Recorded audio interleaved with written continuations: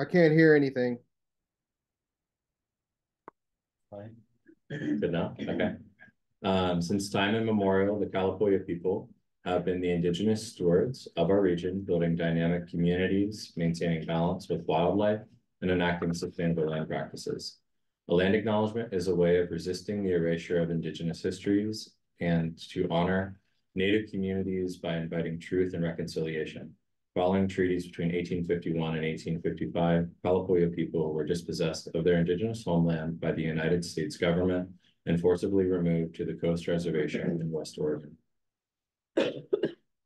As we consider the impacts of colonization, we also acknowledge the strength and resiliency of displaced Indigenous people. The city of Eugene is built within the traditional homelands known as Kalapuya Lihi. Kalapuya descendants are citizens of the Confederated Tribes of Grand Ronde, Community of Oregon, and the Confederated Tribes of Siletz Indians of Oregon. They continue to make contributions in our communities here and across the lands. We express our respect for the inherent political sovereignty of all federally recognized tribal nations and Indigenous people who live in the state of Oregon and across the nation.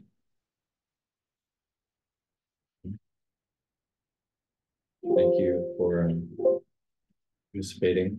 So we'll kick off our HRC meeting by discussing the agenda. So do you want to share the agenda on here? Okay. Just 1 second. It was blinking and it's blocking my screen. So we are in a new space. This is the first time we get to gather here in our new space. So we're gonna go with all of our new tech and composition of the room. So bear with us if we have any delays this evening. I'm gonna open a separate file. I can open it back.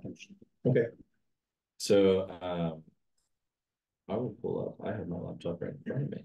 So this evening's agenda, we will review the agenda minutes review and take a quick vote to make sure we approved our last meeting's agenda and that we don't have any amendments for this evening's agenda. We have held time and space for some HRC leadership and commissioner updates, and then some space for our new commissioners to introduce yourselves. We did a brief introduction at retreat, so it would be a really simple prompt of just who are you and what brought you to the Human Rights Commission. And then EPD liaison report with Lieutenant Williams, I check in on the Rights Assistance Program, our council report, specifically talking about a few ordinances that Councilor Leach has been exploring that I've requested information on. And requests for support with DesiFest.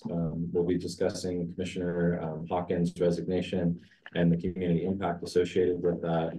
Our HRC work plan, reviewing the retreat, community engagement process for approval, HRC liaison assignments, OEC updates, and public comment period. So a lot of things and a lot of topics of conversation this evening. Our goal is to be done around 7:40. If it pushes a little beyond that, we'll motion to extend. But I do think we'll be able to achieve everything on our agenda this evening. So welcome. It's good to see you again. Thank you. Nice to see you. So we'll start off with reviewing the agenda and minutes review. Has everyone had an opportunity to review the minutes from our last commission meeting? I'm just making sure those of us who weren't here should abstain, correct? Yeah, that's okay. Great. So all in favor of approval? Aye. Any opposed? Any abstaining? Okay, so moved. And anyone who's reviewed our agenda for this evening that sees any items that they'd like to add or remove? Okay, we'll move forward in this evening. So we'll introduce ourselves. So as I said, my name is Blake Burrell. I'm our HRC chair. Our HRC chairs are appointed by the commission to serve for the duration of 1 year. So I was appointed, I don't even know what month, but I've been around for a little bit. And I'm a really good point of reference for any questions and operations or functions you might have about the commission. If any of you want to connect and just do coffee, I'd be happy to connect with you and give any onboarding or information.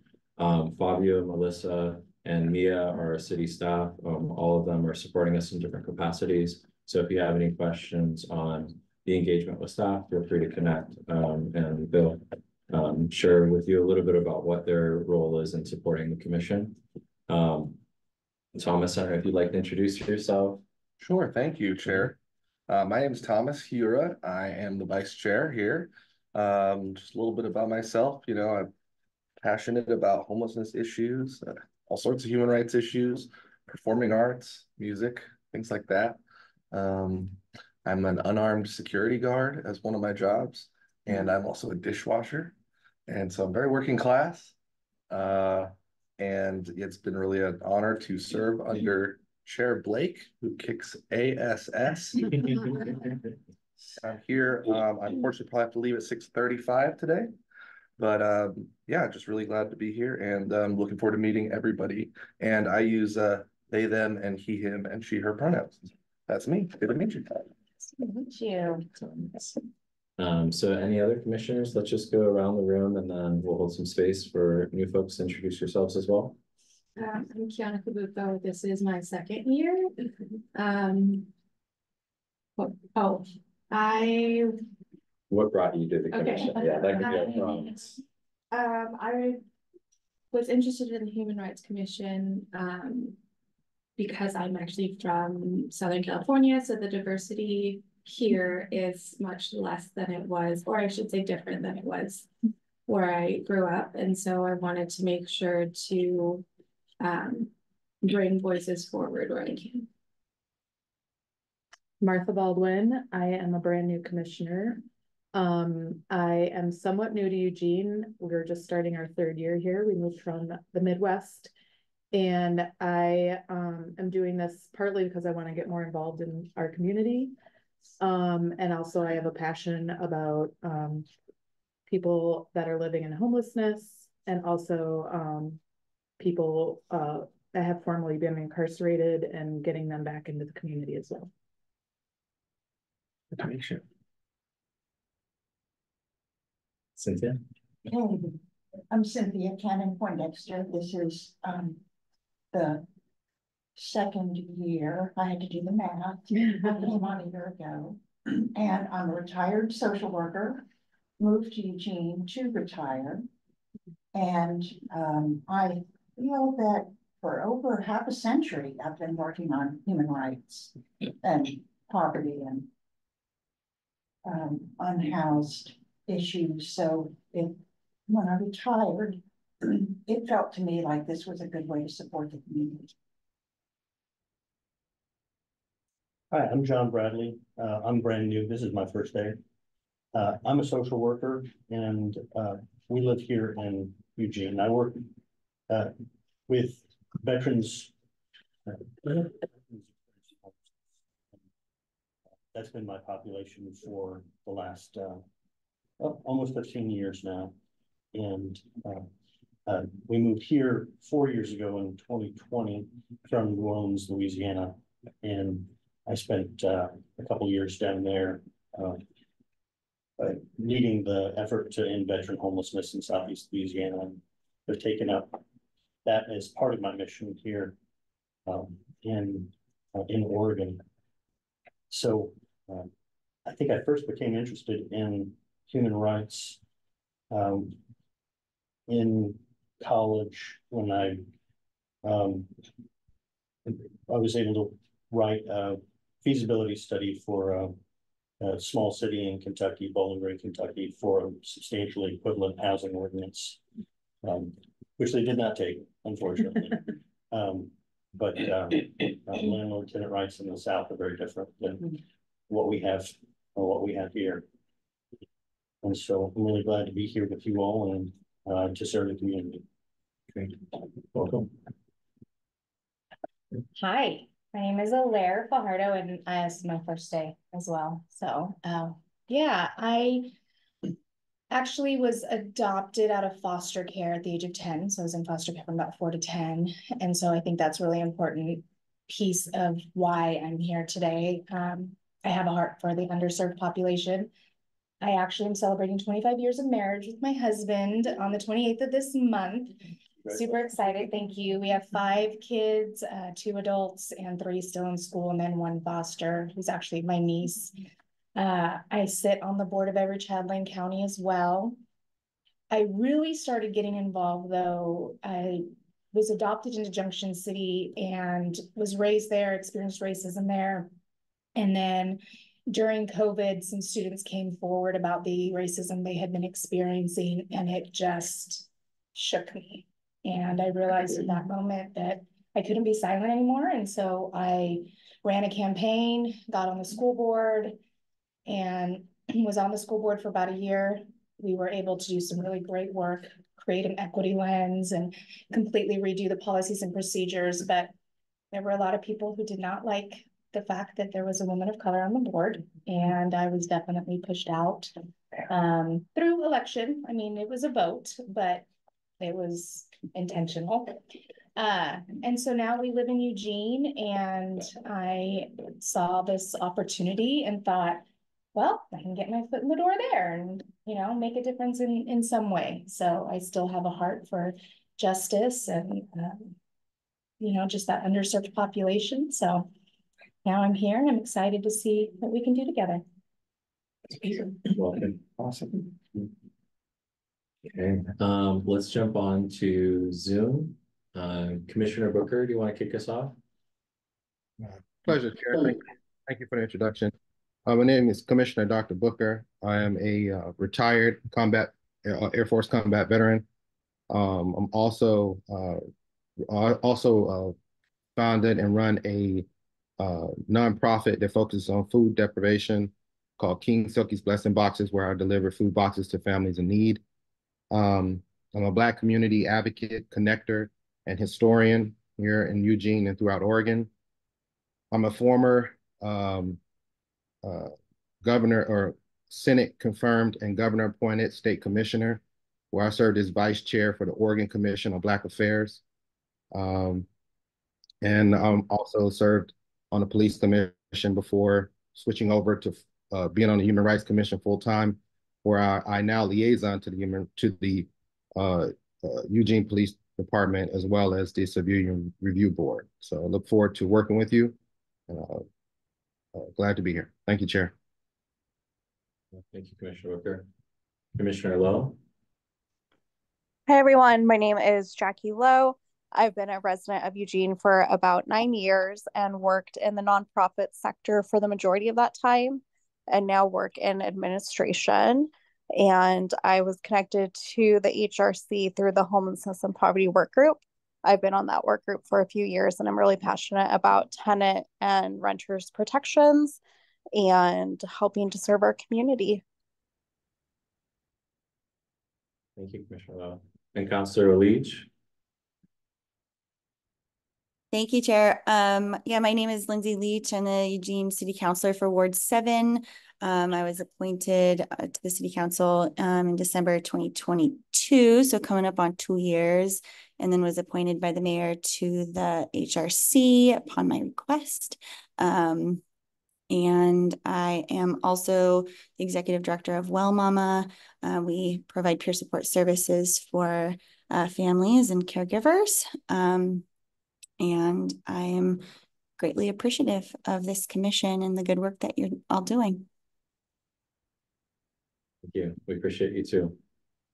So, well, thank you all for some introductions. And what I'm going to say is the folks in this room are all fabulous people. And I'm happy to have new commissioners on board and to see where your ideas and passions invest in this commission and its work. A lot of our commissioners come from diverse backgrounds with diverse motivations as to why they want to sit in this room and be a part of this process and the work that we do. So as you have ideas, as you have different projects that you'd like to explore, connect with everyone in this space. I really encourage you to hold that space and find time to connect. There's a lot that we can do, and if we're highly engaged, we can make an impact in this community. So thanks for being here, and yeah, I really appreciate all the introductions and learning a little bit about each of you. Every time everyone introduces themselves, I learn a little bit more about their story, so it's cool. So our next agenda item this evening, we'll be going into our EPD liaison report. So Lieutenant Williams, it's good to see you. Welcome. Thank you, Blake, and welcome to the new commissioners. Thank you for spending your time trying to help our community be a better and more inclusive place. So I have a few cases to go over, and usually the way I do this is I'll explain the cases that have been designated bias crimes reported to the Eugene Police since the last time we met. And since it has been a little while, we do have a few cases to go over. I'll try to not tie up too much time while still giving you a fair idea of what happened and what the police department actions have been. So the first case we're going to go over is from the beginning of July. This involves a couple that live out in Southwest Eugene that have a pride flag on their house, same-sex female couple. And they reported to the police in July that they had that flag taken down 3 separate times and placed in their trash can. They don't have any suspect info. They kind of thought maybe it was a juvenile or juveniles in the neighborhood, but they couldn't really say who or why. The officer did notice that one of their neighbors had a pride flag and went and spoke with them, and they had not had any trouble. So the motivation is a little unclear. Unfortunately, we developed no additional suspect information about that. The family hasn't reported any additional theft, so hopefully that has ceased. But we are no longer actively working that investigation. The next case I want to talk to you about is street robbery involving pepper spray, and the victims advised they're a biological male that's transitioning to female. And the interaction clearly was based, at least in part, on their sexual identity. So she was approached by the suspect who asked to use her phone. She declined. He became more aggressive, kicked over her shopping cart, demanded to use her phone, demanded to have her phone. And then finally, when she stuck to her gun, so to speak, he pulled out pepper spray and threatened her one more time, threatened to harm her, and said some pretty nasty things, derogatory things, and then pepper sprayed her in the face. The suspect took off running and was not located at the time. It was assigned to one of our special investigations unit detectives, and he was able to find some video surveillance with audio of the dispute, but the video wasn't very helpful, and the suspect remains unidentified at this point. So unless we get some additional information, that case is going to be closed. I promise they don't all end like this. The next one involved 2 Jewish students kind of on Southwest campus. They were startled by a cooking pot, like a copper cooking pot, getting thrown through their front window. And there was a man outside hollering and threatening at them, swearing. He eventually ran off, but these 2 young ladies thought they were just terrified. They thought they were going to be harmed or killed even. They found that there's a traditional Jewish decoration called the mezuzah. I'm probably mispronouncing that. I should probably figure out how to say that, but he had damaged that as well and smeared pork grease all over the front of their apartment. So basically just trying to do everything he could to intimidate them based on their faith. They did identify who he was. He was uncooperative. He wouldn't come out of his apartment, which wasn't far away. Officers sought a search warrant and made entry into his apartment, arrested him, and he has been prosecuted and sentenced for those related crimes. And that was at the end of July. So kind of a quick one on that one. This one involves some neighbors at an apartment complex, kind of west downtown. They had this female is a Black lady, didn't believe she was on good terms with their neighbors. This was suddenly kind of accosted verbally outside her apartment by a neighbor who was hollering all kinds of racial, eventually turned into threats, but they started out as insults. She initially was so startled, she assumed that he wasn't even talking to her. but somehow he had become fixated on her and in that moment, and threatened her up to and including a verbal threat to beat her up and kill her. While no like motivation was ever kind of determined, police did go to his apartment. He barricaded in the apartment, wouldn't come out. Again, police eventually sought a search warrant, made entry into his apartment, placed him into custody, and took him to jail. That case, charges were filed, and it's pending trial. And that was the end of July.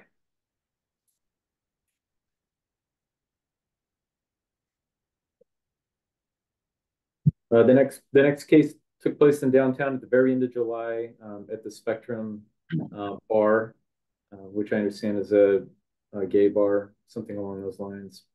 They were holding something called a drag brunch, and staff was outside. At least one staff member was outside when two suspects rode by. One of them's a white guy, one of them's a black guy on bicycles. And they started kind of picking on this staff member that was outside the bar,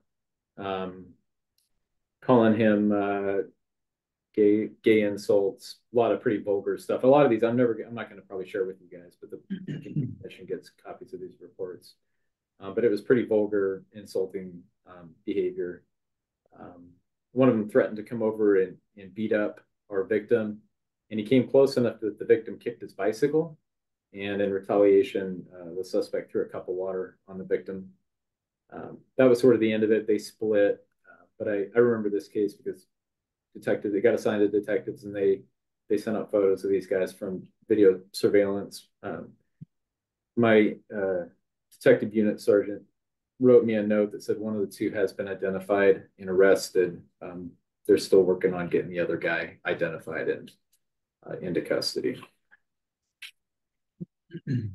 If that ends up being appropriate, I'm not sure if it is, but they're still working to identify him.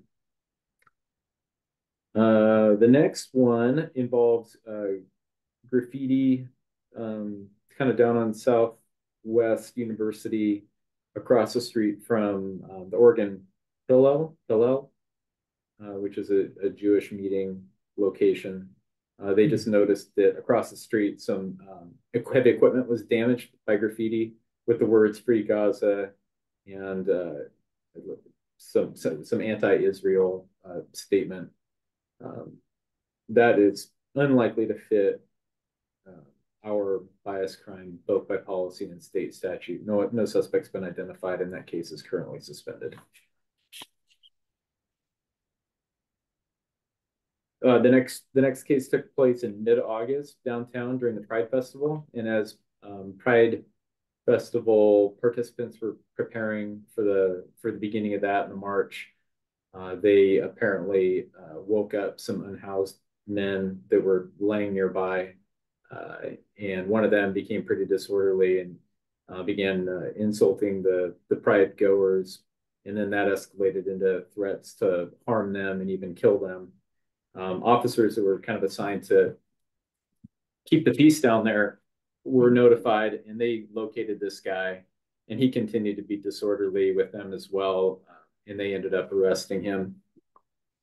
He was eventually charged with disorderly conduct, menacing, bias crime, and he's still in custody. He's got other pending cases as well, but he was taken into custody that day.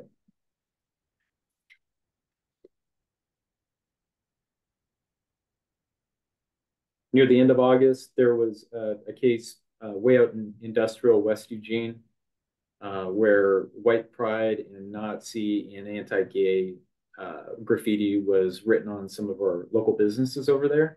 Really alarmed some community members. You guys may have probably already heard about this or been well aware of it. Pretty frightening, specific stuff.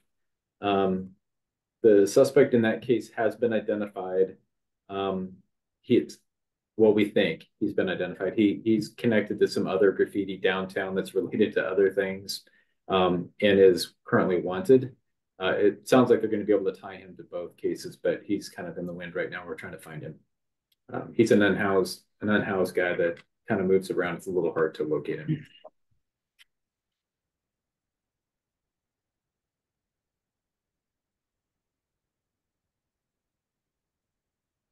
Wow. That's it. That's all the cases I've got. Thank you for that report, Lieutenant Williams. So commissioners, if you have any questions or follow-up comments. Commissioner. Thank you, Lieutenant Williams. I always appreciate your steadfast work on these issues and on informing us about what's going on. I think you pretty much pronounced it right. I think it's Mezuzah. Okay. I think it's Mezuzah.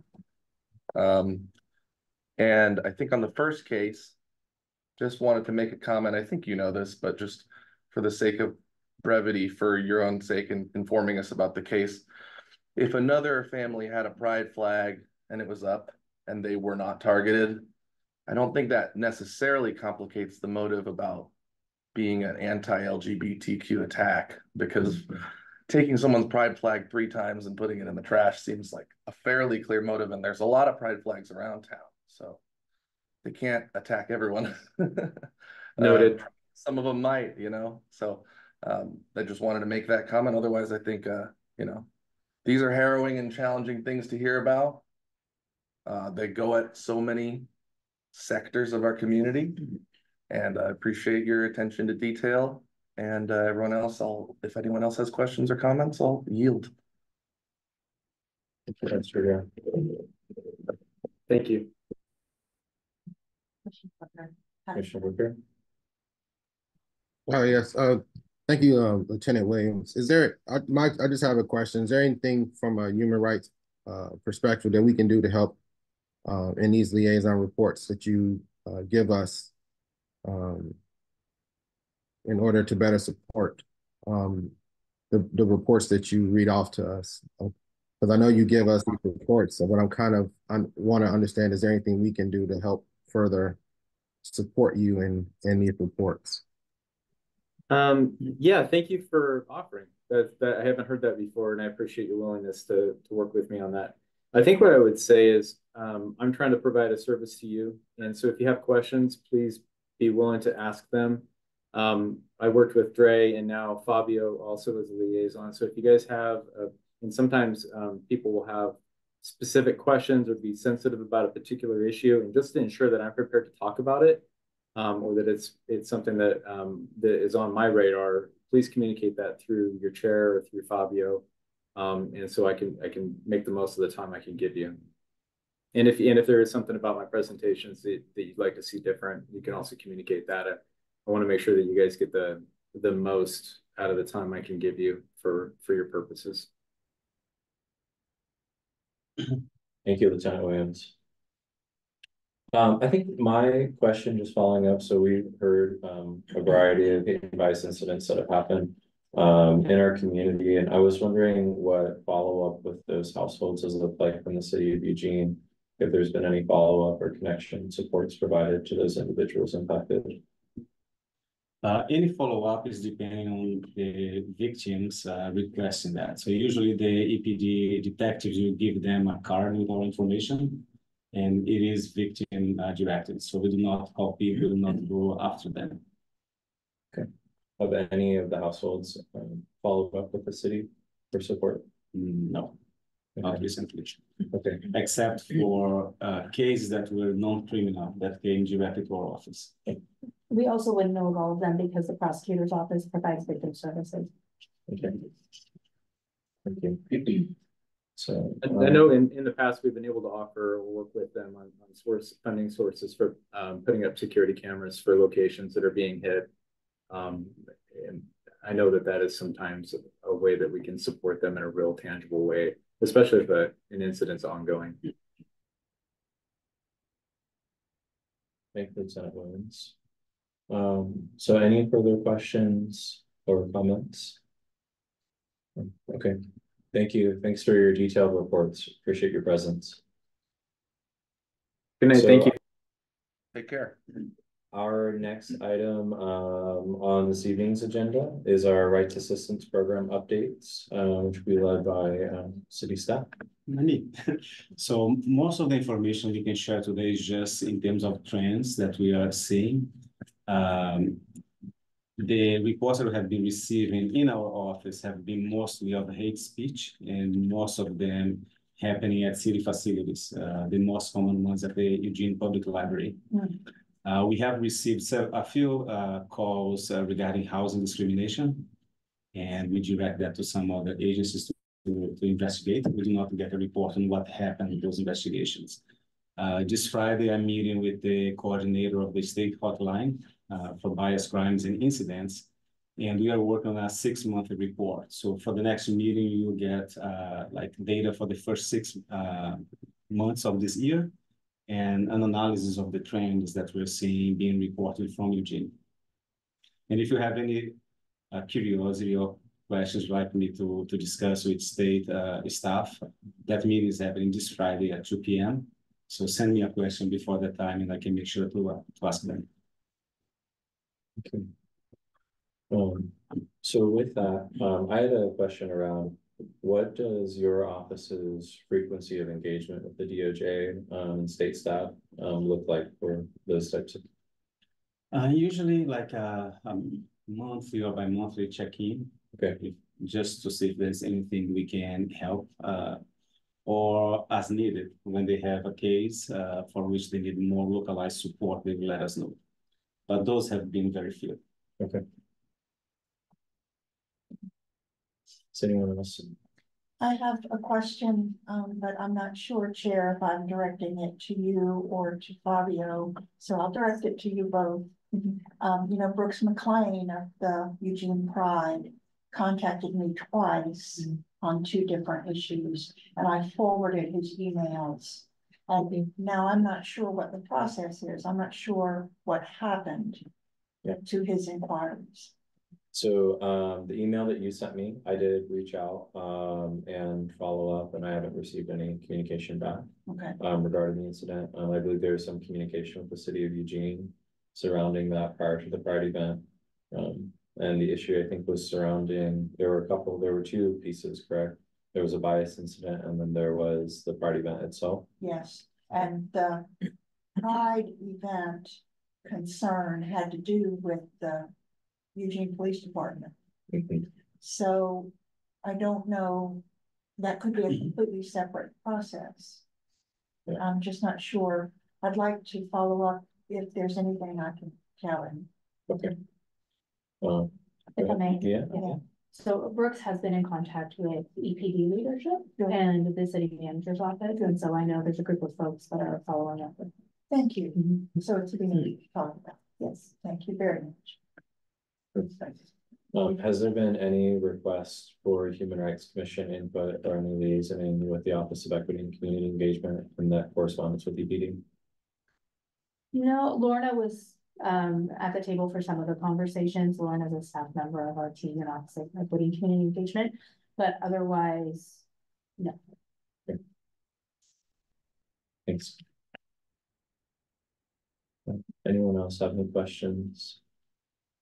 For our new commissioners, if you have any questions on the hate and bias reporting, our role in that sort of communal dynamic, and the Office of Equity and Community Engagement's role in triaging those incidents and what types of support, I encourage you to reach out to both Fabia and Melissa to learn a little bit about what this office does to provide that assistance.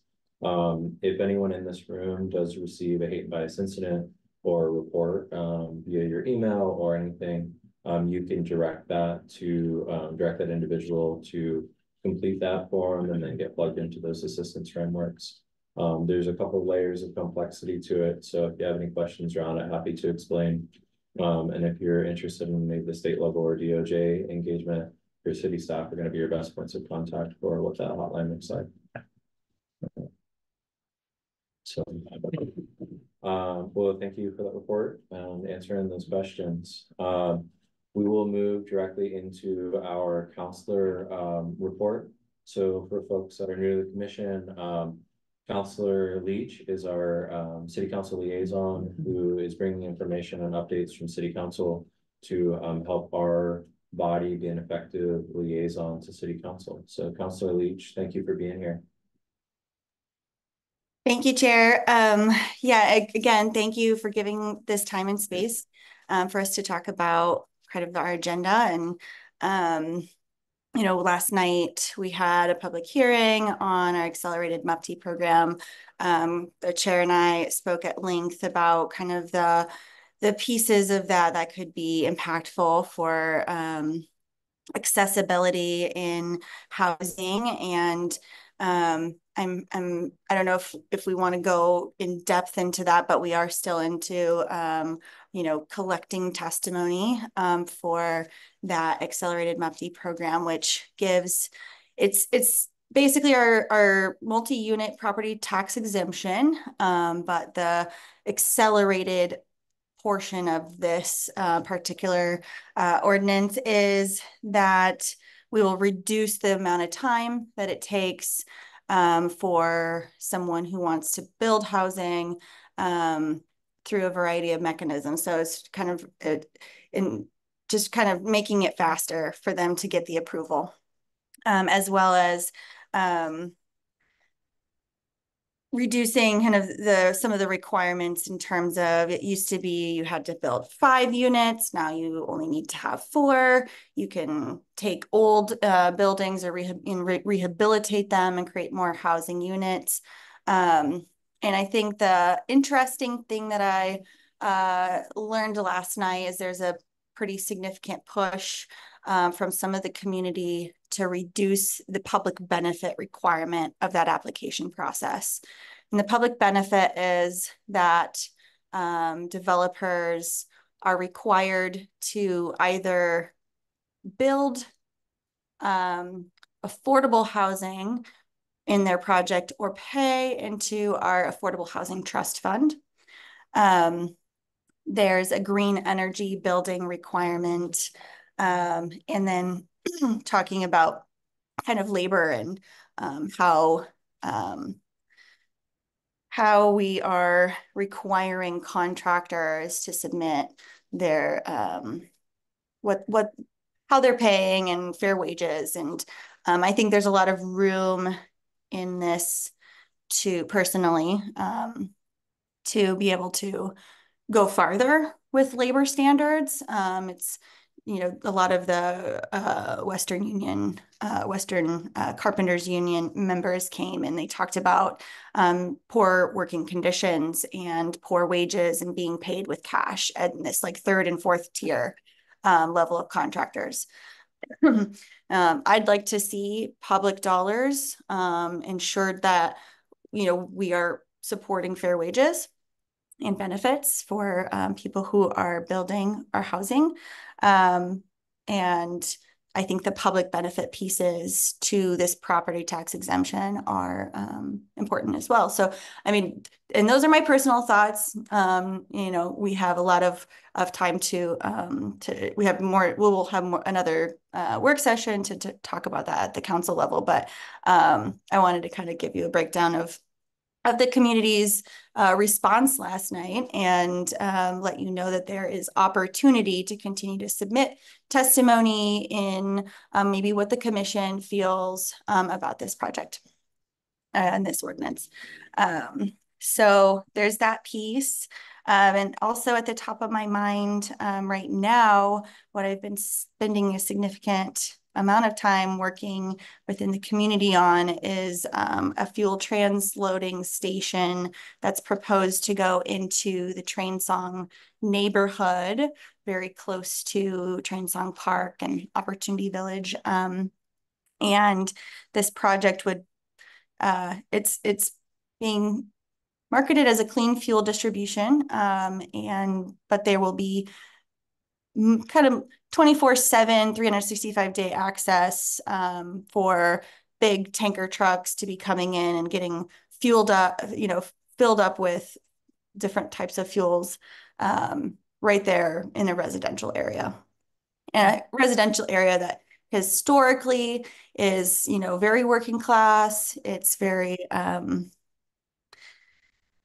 it has a long history of toxic pollution. And so I'm working with a lot of different entities in the community to see what can be done, at least to mitigate any effects.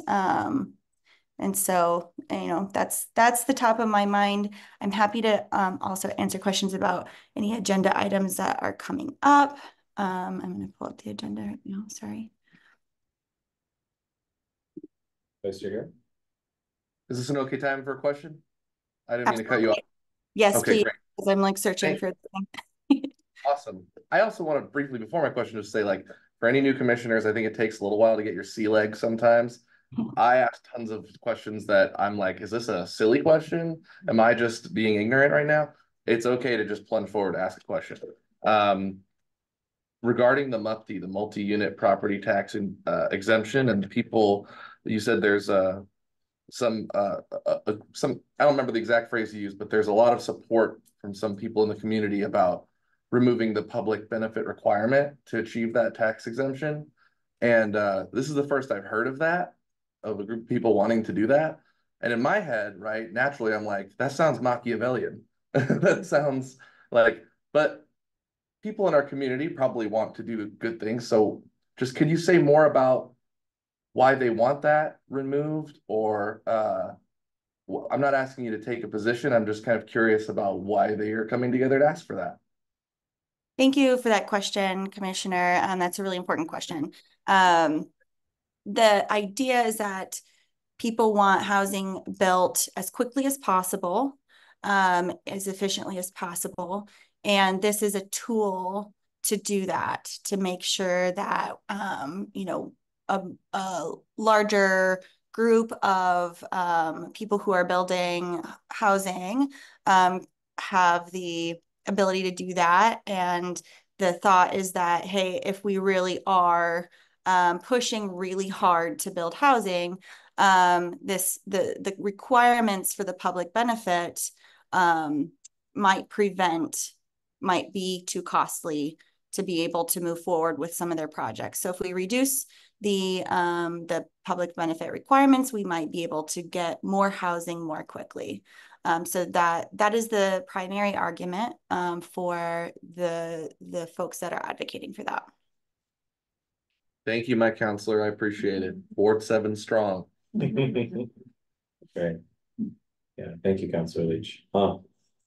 So as Councilor Leach had noted, both of these issues that are conversations of council right now, I think our commission, thinking about things that are within the scope of our work plan and things that we typically do discuss, housing related issues. So something looking at the MUPTI, accelerated MUPTI proposal. So our commission has participated in appointing a representative to the MUPTI group. So there is an individual that participates, and I believe it's a board. It's formally a board, or is an ad hoc committee. What its current bucket is that it lives in. Yeah. For the MUPTI, it is not a seat for the Human Rights Commission. It is a representative that has endorsement of a human rights agency or commission. Yeah. Usually someone connected to the HRC ends up serving, but there's a little distinction. So yeah, it is a board that just gets together to evaluate the proposal that the city receives from MUPTI grants. So I think looking at that, knowing that we have that direct association and that this body has recently appointed that individual, us liaisoning, connecting with them around that. I think I was our last liaison for that group that was appointed. So this will probably be something that I reach out so that you all have that awareness to learn more about this and what this proposal is, and if there are any human rights implications that we might want to consider. The conversation that Councilor Leach and I had surrounding this and just kind of exploring to understand this really is, my questions are around, are there any things that will be missed if it is an accelerated process from that human rights lens? The city of Eugene has a couple of those oversight mechanisms that do look at equity. The triple bottom line tool is a tool that you know, we have at the city that isn't utilized in a lot of decisions around protocol or procedure updates, but this being a decision impacting policy, something that we already have a liaison assignment for. I want us to dive in a little more detail, make sure that we're aware, and then if there are any amendments as they are examining this piece of code, there may be things that we want to bring into the MUFTI conversation and into those code amendments as it is taking the time and council is taking the time to go through that. So we want to look at that. The proposal was sent out to you all via email. So read through that, get some awareness on it. If you have any questions, we'll liaison with Councilor Leach, see if there's anything that we need input on that. The second piece, the environmental justice concern. So we have a lot of individuals who have expressed their background in social work, homelessness and poverty, working with people involved in labor. I think there's a lot to be said about that neighborhood and the impact that it already has with that proximity to the railways and increasing that traffic to that space, that exposure to diesel vehicles driving on that road. Bethel Drive parallels the railroad tracks. There's also Railroad Drive that goes into the industrial area that could be a mechanism for those folks to accomplish what they're doing commercially. So if you do look at this jurisdictional area and a neighborhood association that is extremely active, that group, that there's not a lot of participation from folks that live in that exact jurisdictional area. So Councilor Leach has been doing a lot of liaison with the neighbors there to learn about that impact and the potential implications. So if that's something that interests you, reach out. I'd love for you to have a conversation and learn a little bit more from that boots on the ground perspective. For folks who are work or have an interest in unhoused populations, we have a very high density of unhoused populations and multiple shelter projects that are located very close to this route. So we have multiple organizations with shelter projects within that half-mile radius that could be impacted by that exposure. For a lot of those individuals, they are living outdoors. They are living in places not meant for human habitation, and they're living in alternative and emergency shelter modalities. So there's a lot of pollution and a lot of exposure. So there may be concerns around that population having that exposure too. So they're in a permitting process through that organization's going through an approval process with the city, but there might be input that we might want to provide for that decision. So if you have any questions, follow up with Councilor Leach. She's doing a lot of work on this. So Councilor Leach, I appreciate you bringing that perspective and sharing a little bit about this. And looks like you unmuted and then Fabio has his hand. Yeah, I just wanted to say that in October 14th, it looks like we will have a first of, I think, 3 planned work sessions on mental health and substance use. And this was brought up by Councilor Zelenka and I in a work session poll last year. And the staff have been working really hard and interjurisdictionally to provide us with a lot of information about the scope, what the landscape looks like in mental health and substance use, really digging into the effects and impacts of the reform of Measure 110. How is our enforcement going to be working through that system? And so, I'm obviously very intrigued and excited for these work sessions. And I think there will be a lot of opportunity for some input on that process as we kind of dive into what more can we do as a city to improve our community's mental health. So just putting that on the radar as a beginning in next month. Cool. Thank you, Councilor Leach. Fabio, I see your hand. Yeah, just a little bit of information regarding the council tentative agenda that we sent in your packet. You will see that some dates are TBD because the staff are still working on topics. But as we know what those topics are, we can inform you. One of them happened just today. I got an email about something that is very dear to the Human Rights Commission. So in October, probably after your next meeting, the staff will be presenting on the naming policy. So how we name places in the city, and that's something that HRC has been interested. There is a resolution that council passed, and the HRC did some work, and the resolution was basically written by the commission. So it was a recommendation from the commission that council accepted. Part of that work is understanding how we name places for the city, but also investigating sites of memory. So I got an email just this afternoon from the staff who's working on that. and they want our collaboration in the draft policy. So I will be sending some information to commissioners, and you'll be able to provide some input ahead of the next meeting. Wonderful. Thank you for that announcement. And I think I saw Steph as one of our panelists, so that's exciting. There's a really extensive report on this that was developed. So if anyone has interest in that, reach out. We'll send over that report. Wonderful. Thank you. We have an attendee who asked a question in the Q&A. I'm not sure we don't address it. That one was addressed directly. Okay. Councilor Leach. Just checking. Okay. Yeah, we only answer questions from the commissioners at this time. Okay. Thank you. Okay. So cool. Sorry, just for those who are watching the meeting as attendees, if you have a question, you can email staff. Our email is listed in the packet posted online, and we can find the answers for you. Thank you. Thank you. Okay. Well, thank you, Councilor Leach, for your report. And if we have any follow-up questions, we'll reach out to you. So thanks for your work in the community. Thank you. Wonderful. Okay. So our next agenda item is a request for support from DesiFest. So welcome. So you all know this is an opportunity for us to review this request of support. The individual requesting or organization requesting sends a liaison to share a little bit about what the request for support is. This is a time for us to ask questions and then go through a approval for that request for support. So, okay, welcome. Okay, yeah, thank you. I'm Anil Lumen. I was just pulling up, I came for support, I think back in April or March, because we were putting on, so I'll start with that. So we came, it was, I'll start with that for a purpose, we were bringing a Dalit journalist and author to Eugene.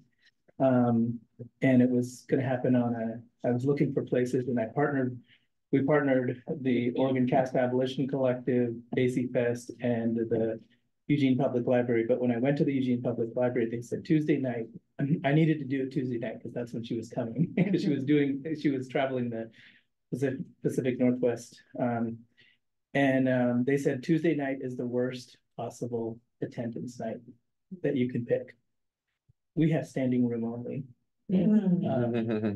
And the purpose for bringing, so I'll just say that, and then I'll move on to our website. I don't know if you have access to our website yet, but I wanted to just point out our mission. Our mission is to elevate the hidden histories of the South Asian diaspora through the arts and humanities. Our vision is that we envision a world where voices of the South Asian diaspora join in solidarity with all marginalized identities and cultures. We see art as spiritual technology and therefore engage performance artists, visual artists, and storytellers to cultivate spaces for community, collaboration, and empowerment across borders and boundaries. Through the arts and humanities, we celebrate and amplify diverse experiences, fostering counter-narratives that challenge stereotypes and inspire change. So, and our values that we've kind of lifted up, and there's more details about it later, but it's creativity, diversity, solidarity, and community. And I wanted to mention these pieces before really putting forward the request, because it's really important. I think there's a lot of, I think when you think about South Asians or Indians or any South Asians in particular, we think about the model minority, and that's a huge stereotype. In June, this book was published, Punjabi Rebels of the Columbia River, and it shows how, one of the things it shows is that the Indian independence movement started in Astoria, Oregon. Nice. Hidden history. There's a lot in here. I just got it and I'm unpacking it. And this author is coming to speak at DesiFest to do a Q&A with me. So the subtitle is The Global Fight for Indian Independence and Citizenship. So I wanted to start with all of that just to kind of give a background, but I'll share my website with you all later if you want it as a reference point. But there are 3 parts to Daisy Fest this year. And the first part is, the first part is working with, actually, before I go here, having lived in Eugene for nearly 30 years, being the only teacher of color in the school that I was in, and now teaching teachers at Pacific University. I teach courses on critical perspectives on identity and social systems. And within the context of that course, we talk about everything from all the different oppressions, and the focus is really to create identity-safe classrooms. Mm-hmm. And over the course of my time as a teacher, as an educator, administrator, and faculty at Pacific, what I've learned is that you cannot really have identity-safe classrooms without identity-safe communities. Mm-hmm. Yeah. We all know that. And so the purpose, the underlying sort of the hidden agenda with Daisy Fest is to create is to begin the creation of identity-safe community through the window of the South Asian experience. And I say the window because I had to start with what I know. And even within the South Asian experience, it's so diverse. India itself has 28 major languages. India itself deals with a lot of incredibly oppressive. So one of the people that's coming is a Dalit artist is coming, going to present his work. One of the artists we featured last year was an artist who UNESCO declared one of the 40 greatest living artists in the world in 1988. And I got a chance to meet him last year and brought some of his paintings, and all of the proceeds from his paintings went to supporting his work with tribals and environmental issues and women's issues.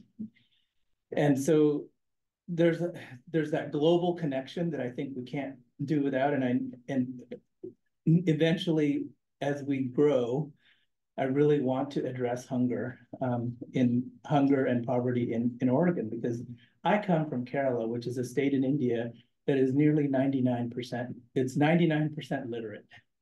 And I live in a state in the first world where our literacy rate is horrible. And that's because of poverty. And so this is another course based on this book, Reaching and Teaching Students of Poverty. Yeah. I designed this course with another colleague, and we had 160 people on the wait list. We were offering to in-service teachers through our partnership with the Wren. And so we taught it, we tried to teach it twice and 3 times, and we still couldn't get everybody in. So I feel like there's a real need for that. So sort of some of the underlying pieces in Daisy Fest, you know, what I tell is like, you start with the celebration, and then you go to educate, and then you advocate, because you're building relationships. And so that's on our celebrate, educate, advocate. It's just sort of something that we put out there. The Oregonian called me up this year, and we were thrilled to announce that Daisy Fest 2024 has been highlighted as one of the South Asian events not to miss this year. Nice. Awesome. So I would encourage you to come. We have a special guest performer artist coming. They're called the Navarasa Dance Theater Group, and one of the things that they I'll just read it here. Choreographers Aparna Sindur. When I met them, I was so excited. We had a conversation over Zoom, and they were like, "We see your vision. We like what you're up to." So. But just a little bit about them. Choreographers Aparna Sindur and Anil Natyaveda create a unique world-class dance theater style, performing with prestigious companies like Cirque du Soleil and venues such as Lincoln Center and UCLA. They have received awards from California Arts Council and others. Navarasa's Dance for Everyone program provides scholarships and free dance training to over 200 underprivileged individuals weekly, and is a leading institution for Kalari Payat, which is the martial arts from South India, where I'm from, and Mysore style Bharatanatyam in North America. So it's a fusion between classical Indian dance and in South Indian martial arts. It's the only martial arts, it's called the mother of all martial arts. It's the only martial arts that actually teaches you to heal the harm that you've done. We're taking it to North Eugene High School, to the Village School, which is an arts integrated charter school, which I helped get off the ground in 2001. 2002, I joined them. And we're taking it to the University of Oregon, where it's open to the whole community. They're going to do these artists in residency. So all of this stuff, you know, it might look like fluff, which is usually what art is framed as, is fluff. But art is not fluff. It's spiritual technology. And it is the spiritual technology that I believe. Thank you. Yeah. So anyway, so I've raised, I knew I had to do, my marker was 25,000. That's the budget. And I've raised 18,000 in less than 4 months. And that's why I'm here. Yeah. I'm here to just ask for your support, because at the heart of all this is human rights. Thank you. Thanks for being here. It's not fluff. We're really excited to hear about what you're doing, and it's good to see you again, and to see how much momentum you've had on this project. So this is a time for commissioners to be able to ask any questions surrounding this request for support. I have it shared up here on the screen. And if you have any questions around DesiFest or the human rights perspective associated with it, this is your time to do so. Commissioner Booker has his hand up. Commissioner Booker? Yeah, thank you for coming and introducing the DesiFest. I would like to get a copy of that book. You said it was Hidden History in Astoria? Oh yeah, Punjabi rebels of the Columbia River. Oh yeah, because I've been reading about just colonialism and how it relates to the Black community and the founding of Astoria, and I would like to see how that correlates in timeline of what was going on within the Southeast Asian community with that development in Astoria, along with the Black community at the same time. Love it. That's how DesiFest actually got started. Can I just add that piece? I was in New Orleans visiting my middle son while I was also doing some research work in how South Asians and African Americans have connected. And I found two things. One was I found a film. It's called The Bengali, and it's about an African American woman whose grandfather was Indian and Muslim. And so the whole film is about her going back to India to find that part of her roots. And I was like, how do I see this film? I'm gonna have to bring it here somehow. So I reached out to the filmmaker, and I said, before I talked to anybody else, I said, are these dates available for you? I won't go into why I chose these dates, but it has something to do with the harvest festivals of India. She said yes, and then I started talking to people, and I said, we need to do this, and so we made it happen. And then I found out there's another book called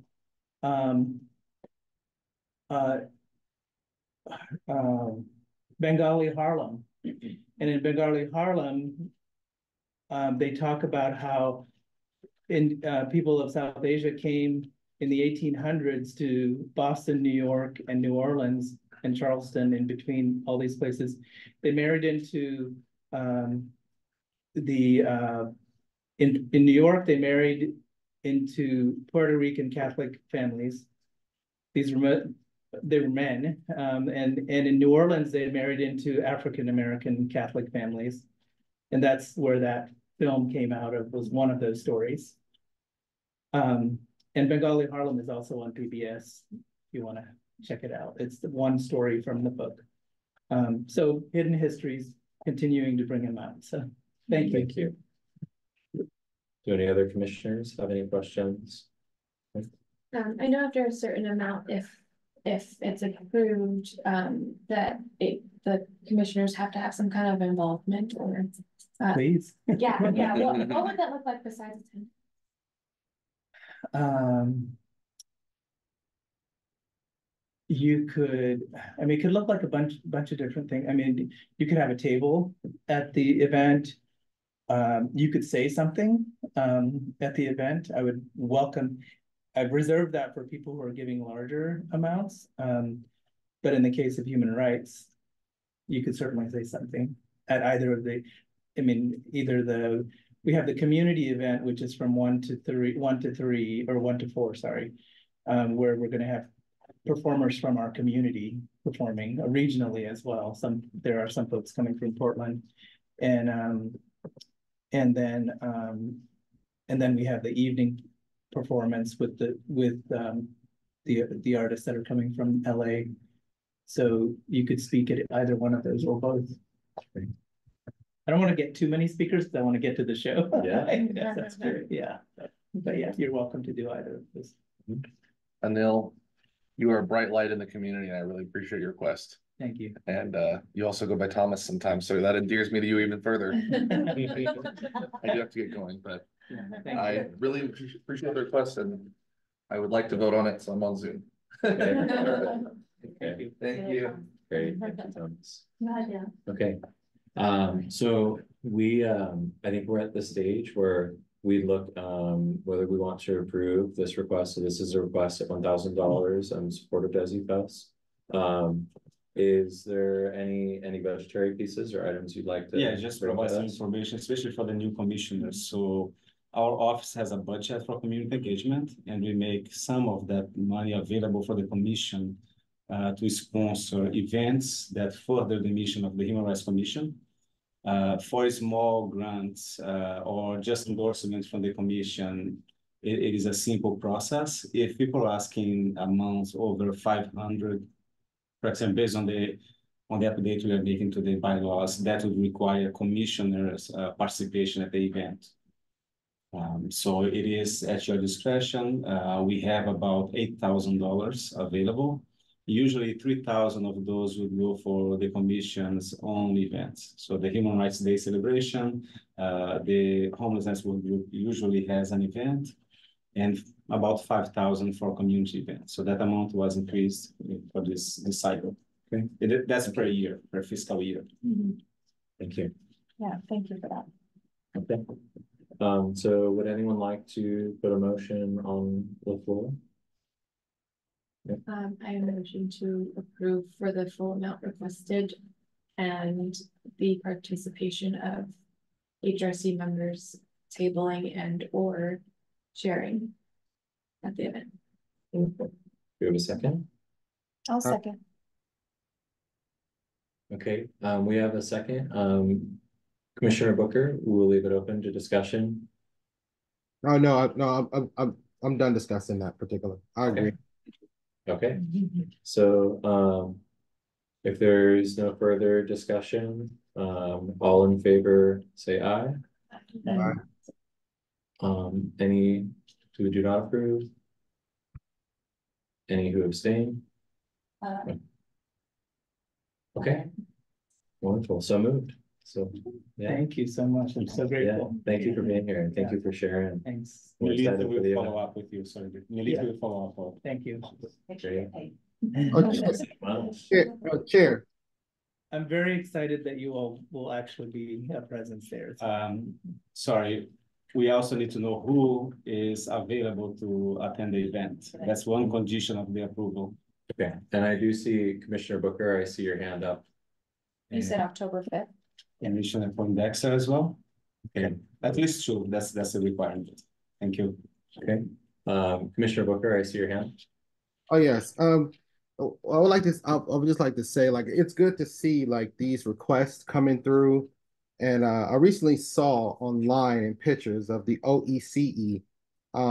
It supported a community event that didn't come through the HRC for discussion and approval. And I believe it was called the Ashe Festival. So can anybody speak to that? Yes, I can speak to that. So that's an Arts in the Parks grant through the city. And we had an event for the Amazon neighbors. So our office supports the Human Rights Commission, but we also support the Neighborhood Association events. So there are two sides to our office. So not everything that our office does is related to the Human Rights Commission. Okay, because my concern was I know that you were a performer, and was there a check or system in place that prevented the Oregon Government Ethics Commission violation? That was a run through the city. So I'm a member, a volunteer at Sambaja, which is the organization that put the event together. Okay. I was just wondering why it didn't come through the HRC for approval. So if there's any further questions around that, I think we can follow up after this meeting to discuss and go through if you have commissioner questions on that, Commissioner Booker. Yes, yeah, definitely. We can follow up with that, please. Yeah, and if you need to consult with staff, I'd prefer that be with me. Okay. Okay. So Mia said to reach out straight to her and happy to have follow up there. Thank you, Commissioner Booker. Okay. Vice Chair, oh, well, Commissioner Poindexter and then Vice Chair Hira. Thank you, Chair. I have a question about whether we can require grantees to acknowledge our donation at their event. And that I've been here a year and been to many events, and I have not seen us acknowledged. And I'm not asking for the acknowledgement per se, but for the education about human rights. And I'm wondering if we can just request something that we are aligned in the program. Is that possible? For some events, they have the HRC as a sponsor when they ask for a sponsorship quota. For other events, they have their main sponsors and they have a list of contributors. So it depends on the size of the event and what they're doing. Right. There are different ways that they highlight who is sponsoring each event. Okay. And we'll share that Anil wanted to add the logo. Yeah, he told me that too. Yeah. That's a really nice way for people to know that Eugene has a Human Rights Commission. Thank you. Okay. So any other questions, Vice Chair Hira? I saw your hand rose and then went down. Did you have an opportunity? That was accidental. Thank you. I apologize. Okay. No problem. Okay.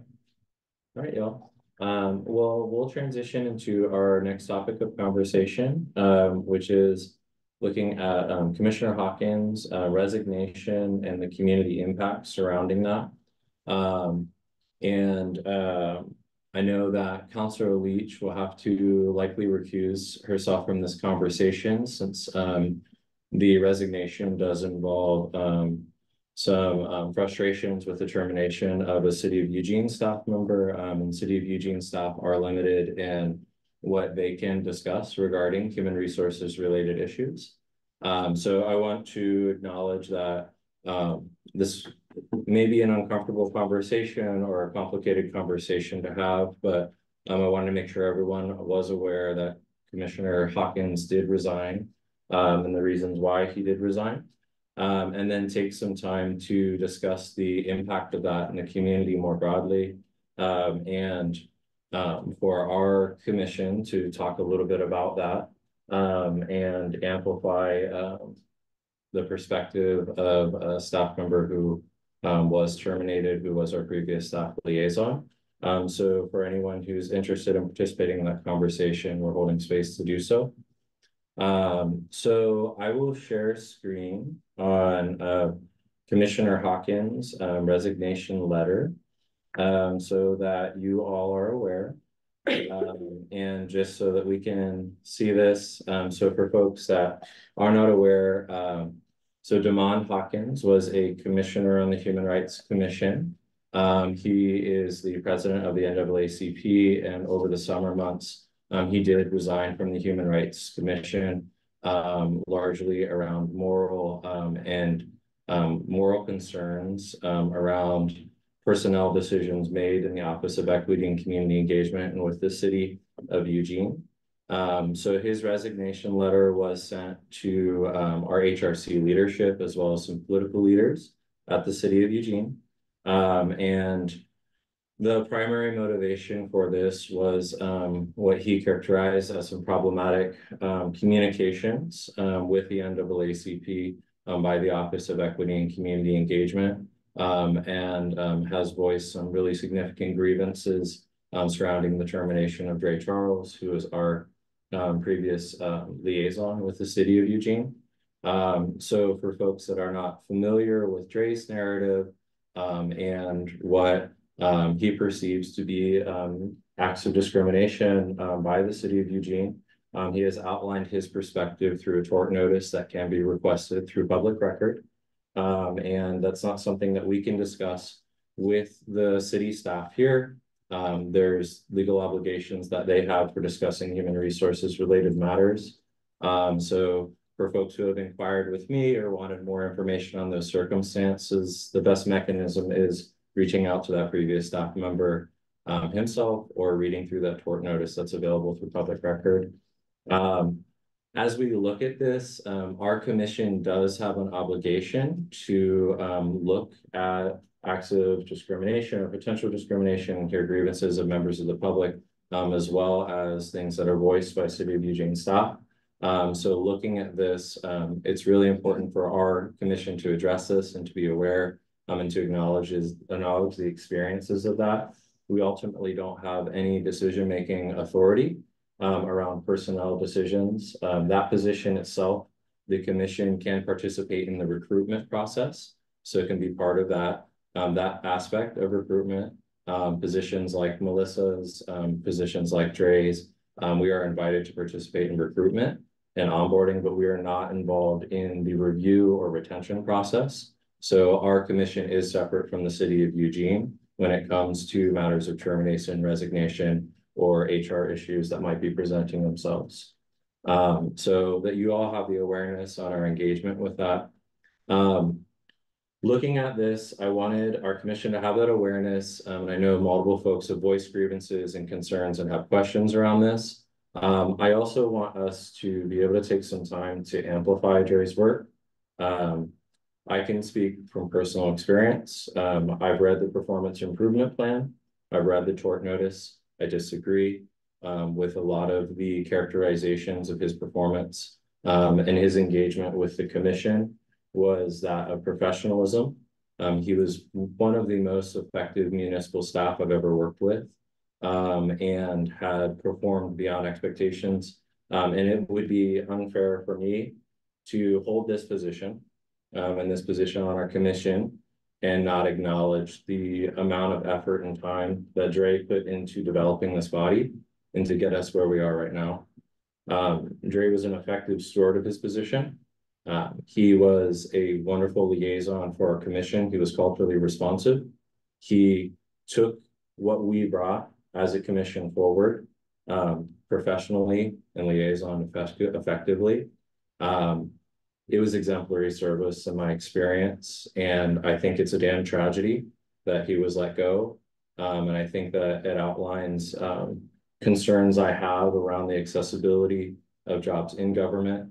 It raises concerns for our commission's ability to effectively liaison with the Black community of Eugene. We have a member of the NAACP who resigned over this incident. Dre is highly engaged in the NAACP, and he's a wonderful human. He was let go the day after he returned from paternity leave. He is a father, he is a person, and he has a lot of value, and our commission wouldn't be where we are without him. And those aspects I wish could have been factored into that review process. He requested a 360 review. He requested input, public input from individuals outside of this commission and other bodies that he worked with. Was not granted that request. And had I had the opportunity to reflect on my experiences with him as a staff member, you know, I think maybe the decision might be different. And if all of us had that opportunity, I think the decision may have been different. but he is why we are where we are right now. He helped me develop in my role to be an effective chair. He is the one who was the catalyst to us having an effective liaison with council. He made sure that Councillor Leach was connected to our commission, helped us with our goals of alignment, helped us with inquiries, and taught us how to effectively steward this commission, as well as providing a variety of services to the community through his role. And so that is my perspective on this matter. I want to share that. I am sad he is not here. I'm sad and disappointed with the decision of the city of Eugene. And the experience that I've had with this from members of the community has been of shock and disappointment. And Dre is just a fabulous person. And I wish him luck on his employment journey and his engagement in the community. So that is my piece. I will open the floor for anyone who wants to share. Commissioner Dr. Booker has I'm just. Commissioner Booker. Here we go. Okay. There have been several, again, going by the Oregon revised statutes in chapter 27 in the Eugene Code of what we are supposed to be doing as Human Rights Commissioner, also being a former state commissioner for the Oregon Commission on Black Affairs and an advocate for the Black community here. I'm well aware of all the torts that have been filed. There is a systematic issue of discrimination when it comes to Black employees working for the city of Eugene. This is public record. You can request it if you care to understand what is happening when it comes to Black employees employed by the city of Eugene. Another employee, Melissa, former co-worker with Mr. Dre Charles, also filed a complaint of discrimination with Human Resources against Mr. Fabio. And from what I understand, that investigation and particular complaint was never followed up on. So I know Mr. Dre Charles personally before he started working with the city. He has been exemplary in service to our community, his integrity and commitment to duty, his dedication to his liaison position and his role, and he is an exemplary father, an exceptional father and family man. The longer he worked under Mr. Fabio, I saw the decline in his mental health. I witnessed the light of working for the city fade. To me, Fabio beat him down with the toxic work environment.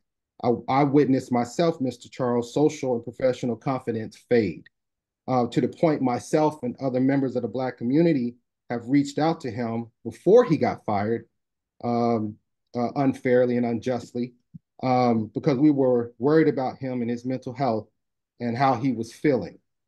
Also, along with that, I also know during Mr. Charles's employment, during a one-on-one meeting with Mr. Charles and between Mr. Charles and Mr. Fabio, they were having a discussion about Human Rights Commission, and Mr. Fabio decided to jump on a social media platform, LinkedIn, and beginning to go line by line, calling me a fraud and tearing down my character for 10 minutes.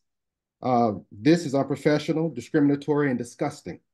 The action ended with Mr. Fabio saying, I'm not going to out him publicly as long as a fraud and a phony, as long as he doesn't make any problems for us. Mia, who is the director of Central Services, is also aware of this complaint against Mr. Fabio. Along with that, Mia, who holds the director of Central Services, is aware of several complaints, mismanagement actions that have been filed against Mr. Fabio, as well as the Human Resources Department. So it's either clear nepotism or incompetence in the Human Resources Department, but they can't plead ignorance. Understanding that they were aware of several occasions and failed to act with integrity and equity and commitment to duty. We had great tone and tenor working with Mr. Charles as a liaison to the Human Rights Commission since he was unjustly fired. And since he was fired, we've had an inability to reach out to the Office of Equity. This needs to be on public record. City Council needs to be aware of this disgusting behavior that's continued to happen. For us to have the president of the NAACP resign is astounding. And it's due to the treatment and the what I call microaggressions and racism that continues to plague this city and its employees within Eugene city government and positions therein. This type of behavior, a person should not hold the manager of Office of Equity, especially when they find it upon themselves to treat an employee this such, especially when they decided to treat the president of the NAACP with such disgust, and as well as when he takes it upon himself to want to investigate me and my accomplishments of who I am, and quote unquote wants to out me as a fraud and a phony. So Mr. Fabio has a lot to be accounted for his actions and how he has treated Black members of this community. And we will not stand for this, and we will press this issue.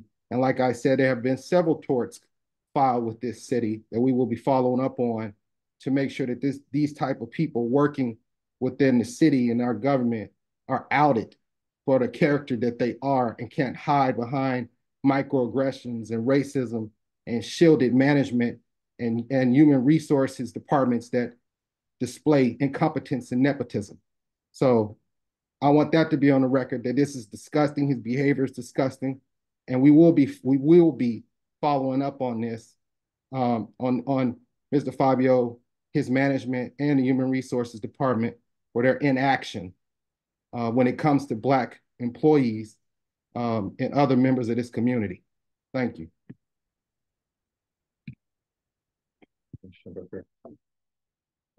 Does anyone else have Commissioner?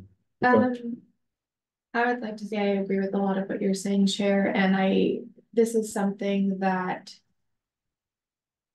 does make me upset, and is one of the reasons why I joined the Human Rights Commission. I have multiple questions, like why wasn't this brought up to us when it happened? I knew he was going on paternity leave, and the fact that he didn't come back, that is extremely questionable. There are multiple reasons this is not okay. It concerns me for the well-being and culture of other staff. And if the Human Rights Commissioners are involved in some of the hiring processes, not exactly the hiring process, why were we not informed or told of some of these happenings? All of my experiences with Dre were very positive. He always searched for any answers to questions I had. He was very open to working with me in other community capacities and sharing the information and work that this office and the Human Rights Commission does. And so it's just kind of astounding the way that this was handled. And I will be requesting information from public record.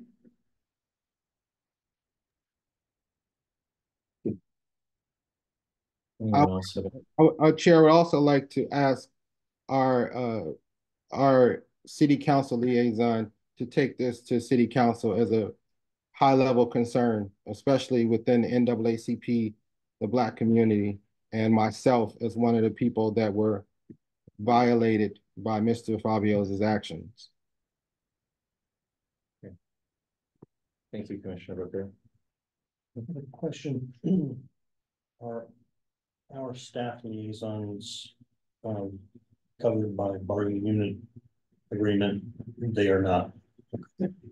So there wasn't union representation. Some staff in the Office of Equity and Community Engagement are represented, most are not.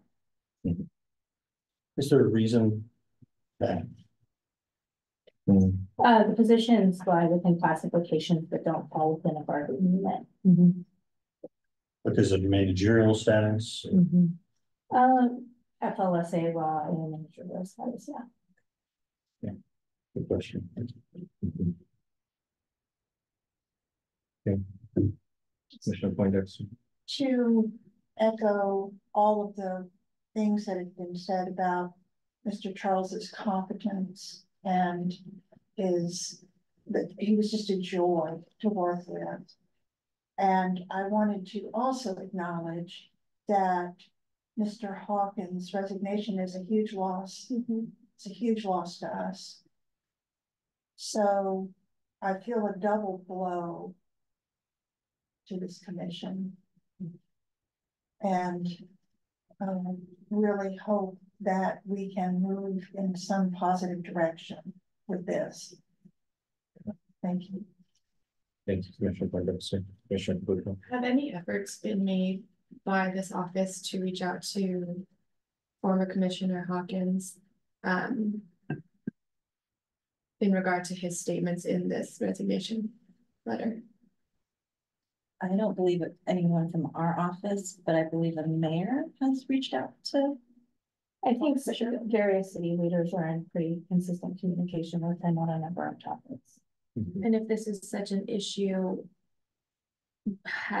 why has nothing been done?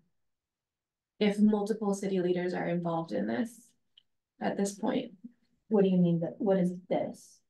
Well, in just some of his statements of like the manager of Office of Equity previously overstepped all of these things and the relations and stuff. If he's in connection with a lot of your leaders, then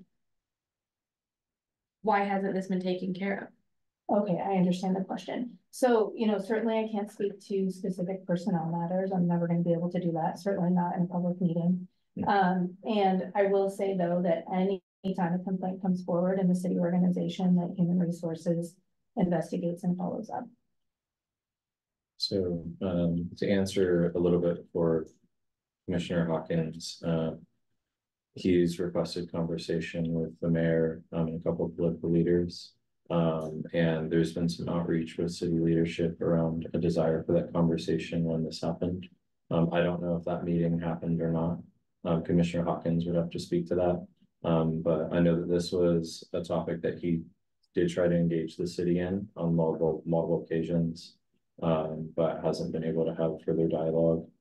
So the conversation will be directed towards political leaders, such as the mayor.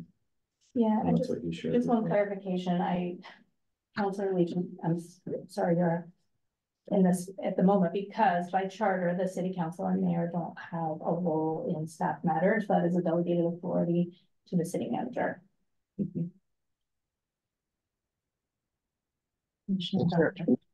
Chair, I would like to again reiterate that Human Resources was notified of several complaints, as well as Ms. Mia, who is the Director of Central Services, and none of the complaints that were filed were acted upon. So again, it's either nepotism or incompetence, but you can't claim ignorance. We've been well aware of the complaints filed against Mr. Fabio, been well aware of the city complaints Black employees have been making of discrimination, and you failed to act. You failed to investigate. Also, how does this apply to your, didn't you have training, like DEI training? How does this apply to that? Or honestly, this is venturing into territory that we're not really able to, I'll just say again, anytime a claim comes forward, we will investigate. And I really can't say anymore. Yeah.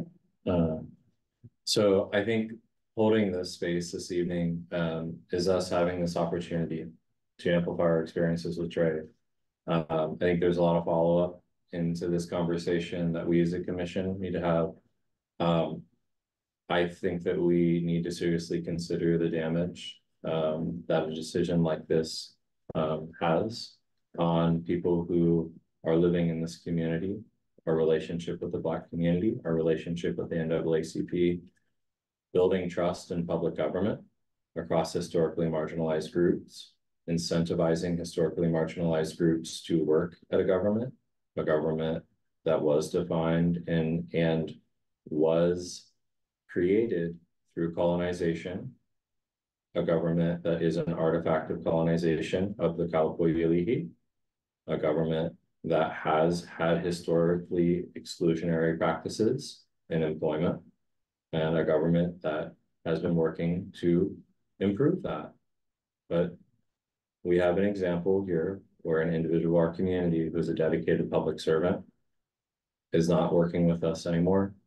And I just encourage everyone in this room to provide support and to continue to engage Dre, and for us as a commission to understand ourselves as an advisory body and our role, and that part of our role is liaisoning with the public and is taking complaints like this very seriously, and is supporting individuals in our community. I appreciate holding space for this conversation and comments that are made. And Commissioner Booker, I see your hand. Yeah, and I would like to also, I know we are an advisory board, but we also can make requests, and I would like to request that we file an audit with Department of Justice and also the State Human Rights Commission as well, be made aware of all the inquiries that I've said tonight pertaining to our City of Eugene office and the Director of Central Services and Mr. Fabio's position and the complaints that have been filed. So we can request that. So Commissioner Booker, if you'd like to follow up via email and kind of articulate the aspect of that inquiry, let's see. Yes, sir. Thank you. Okay, thank you all, and thank you for the engagement and what you could answer. I appreciate your time in this discussion. So our next piece on our agenda will be going into some future planning for our commission, and looking at our work plan items and the outcomes of our retreat. What I'd like to do, if possible, is to take a 3-minute recess for folks to use the restroom, get a drink of water, recollect after the conversation for the next half hour. Approval, I guess that's a motion for a brief recess. Let's take a brief recess. Let's come back in 5 minutes at 7:15. Okay, thank you.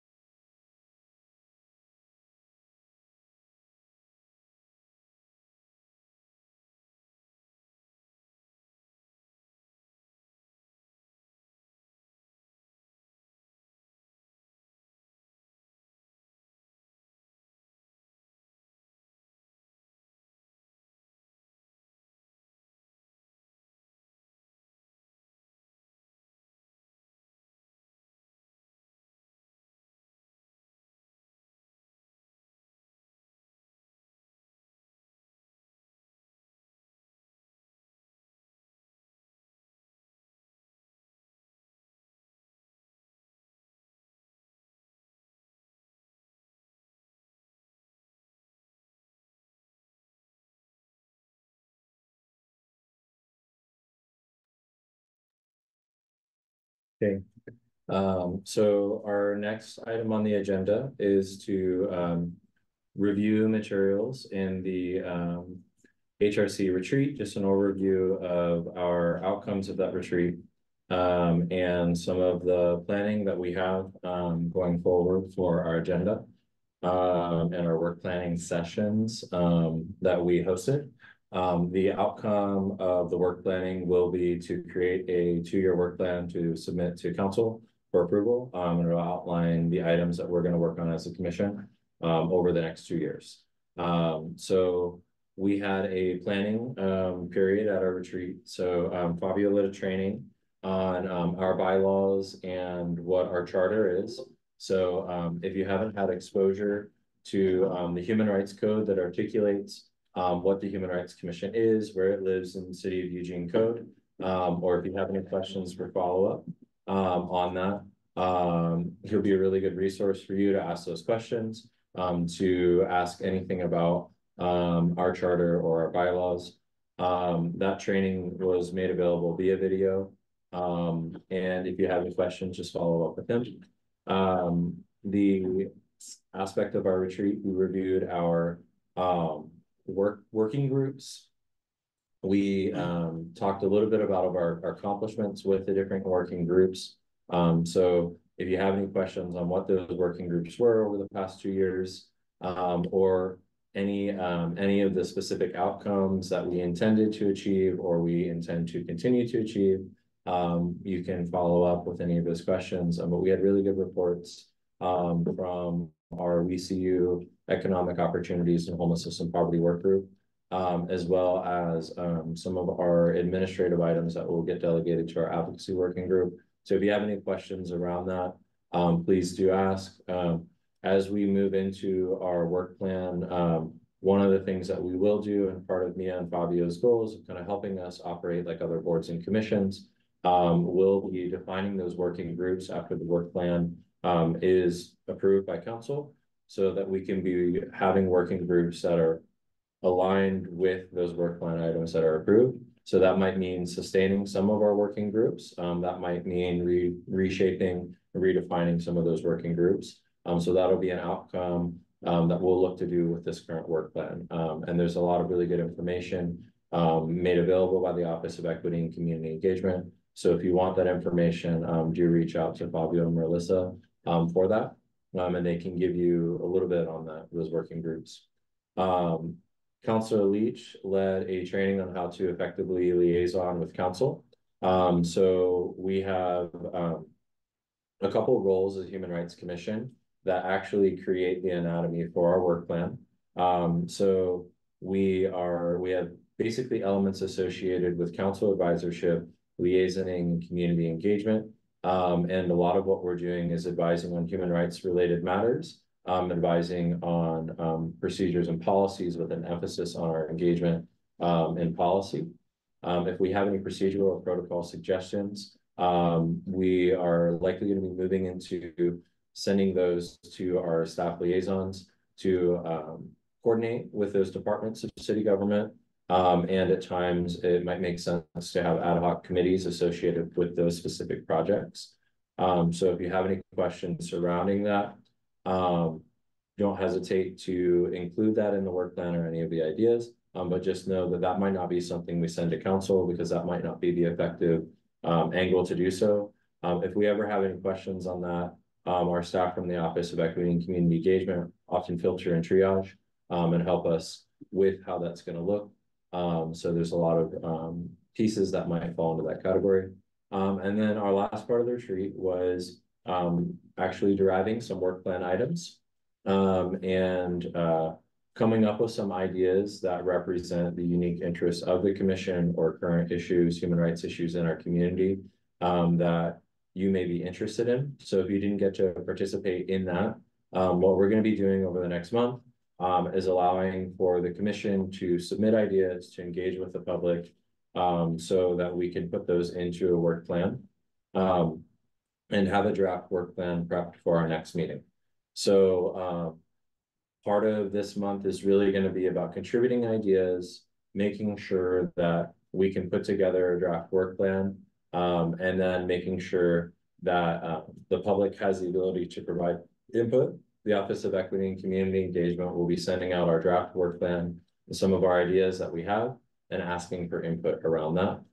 So Fabio and Melissa will prep that list of organizations, members of the public, and provide that opportunity for public input. Councilor Leach will also amplify that we are looking for that public input through our council reports, so that folks do know where to input information. So that's kind of an overview of the retreat. For folks that were at the retreat, if you have anything you'd like to share about that process or anything that we discussed, feel free to do so. And then we'll go into maybe looking at some of those draft work plan ideas. I just really appreciated the time you guys put into that. It was super helpful as a new commissioner, so. Great. Thank you. Yeah, I know both Bobby and I were up late prepping for it, so it was a lot of work. Yeah. You did a better job with the visual, so. Hey, I try to do that. I like to make pretty PowerPoints. If you'll probably find that out. Great. So Commissioner Booker, I see your hand.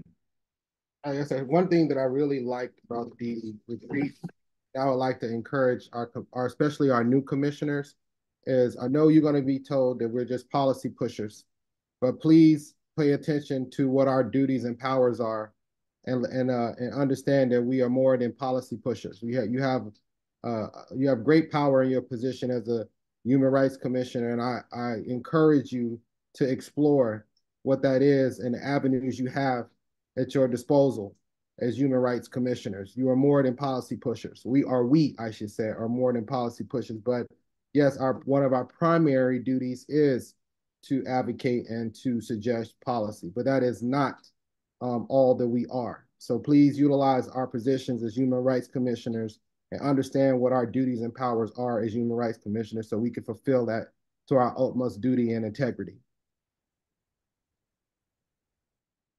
Yeah, thank you, Commissioner Booker. Okay, so when looking at this work planning process, some materials were shared by the Office of Equity and Community Engagement. So there's a draft work plan document. It's just called Draft HRC FY 25-26. A majority of that document is work plan items that we have proposed or that will be sustained or could be sustained. So if you're reviewing any of that and you want to provide input on those pieces, or you are interested in what those specific work plan items might mean, feel free to reach out and we can go over that. If you, I believe it was about 2 weeks ago, directly following the retreat, we had a bunch of sticky notes with different ideas. So some of those sticky notes fell out of the jurisdiction of what the HRC can advise on. So there might be some that we're not able to actuate on, but city staff put together basically a bullet point list of all of those different sticky notes. And so that we had this thing to review on. So if you see in that draft with all the different information, which I might be able to share it just to kind of show you the document. And I'll go ahead and do that. Let me see. I'm hoping, yeah, it'll pop up. So I believe Fabio compiled this. So it's our HRC retreat notes. So there's some different categorizations of those sticky notes and questions that were circulating in the commission's conversation. So take some time to read through this and think about ways that we might manifest this as actionable work plan items.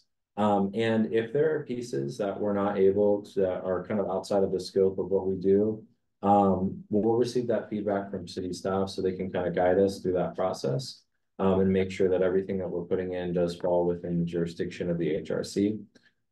So this document exists. Feel free to take a look at it and provide input. Our goal is to have public input and commissioner input for the next HRC meeting so that we can actually approve that work plan. And I believe Our goal is to send that approved work plan at the November meeting, correct, is what we landed on with Council Levy? Not at the November, we need to finish in October, so we can get it approved by council either at the end of October or the first week of November. So October is when we need to vote and approve our work plan. So I think the goal of this will really be that we come together with work plan for our next meeting that we approve and that we can send along. And our timelines, when we went over it with Councilor Leach, should work. So Mia and Fabio are going to be supporting the process of developing that. And making sure that we have something that we can approve as a commission. So review the materials that were sent over. There was a lot of time going and kind of parsing out all of our ideas. We have a lot of diverse perspectives and ideas and things that we're interested in advising on. Make sure that you take the time to read through all those consolidated materials so that we can charter out the next 2 years. So does anyone have any questions on that process or some of the planning going forward for this? Yeah. So is the draft plan that was sent to us like the first shot at it, but it's gonna be cleaned up? And a lot of that's gonna be done through staff? Yes, we can get your suggestions and comments on that draft. We are also going to share the draft as a living document with some community partners that we have cataloged in our outreach list. And whatever we receive will be included in there. And then the commission can vote on it at the October meeting. Okay. So what I wanted to suggest for our group, so typically in this process, we have an advocacy work group that does some administrative work and is able to work with city staff. What I'd like to do is put together an ad hoc committee to support city staff in this drafting process so that we can spend some time and support and filtering and going through that. So the vote component of this agenda item is for us to see if there's anyone interested in serving on that ad hoc committee to support staff in that process. So if anyone's interested in that, just a simple raise of hand. Commissioner Booker, I see you noted. Commissioner Poindexter, I'll volunteer myself. Commissioner Lowe. Okay, wonderful. So we'll note that and we'll make sure that we can coordinate some time to support and really tease through all the different ideas. So folks can send over any ideas within probably the next 2 weeks. That'll give us a 2-week window leading up. Send where? Send the work plan ideas to Fabio, and those will come through, and then we can consolidate those and process that as a group so we can support them through teasing through the ideas and kind of coming through. The wordsmithing takes time. It can be a really challenging process for anyone that hasn't been through a work planning process. It's a labor, and it's a labor of love. So for those of you that volunteered, that'd be great. Chair, just a correction on the contact. It's always better if you message the human rights email. So that's a shared email that all staff can access. Yeah. So it is not impacted if someone's on vacation or working on assignment. So always, you can send to me, but include the human rights at eugene-or.gov email. Great. So with that, we'll have that ad hoc committee and we'll do that support and plan on getting something put together leading up to our next commission meeting. So, okay, y'all. I think that puts us near the end of our agenda. I believe our last piece is Office of Equity Community Engagement updates. And I think that's our last item. Oh, and liaison assignments. So I think those are 2 pieces driven by, I think you'll be leading that conversation. Yes, and we want to talk a little bit about what the liaison assignments are, because we have a distinction between liaisons that are created by code and policy. For example, the HRC has a seat in the police commission, and that is a voting member of the police commission. But we also have liaisons that were created over the years for different boards and commissions that the city has. Some are standing boards and commission, and those are informal liaison positions. So someone from the HRC volunteers to go into those meetings, listen to what's happening, come back and share information with the HRC.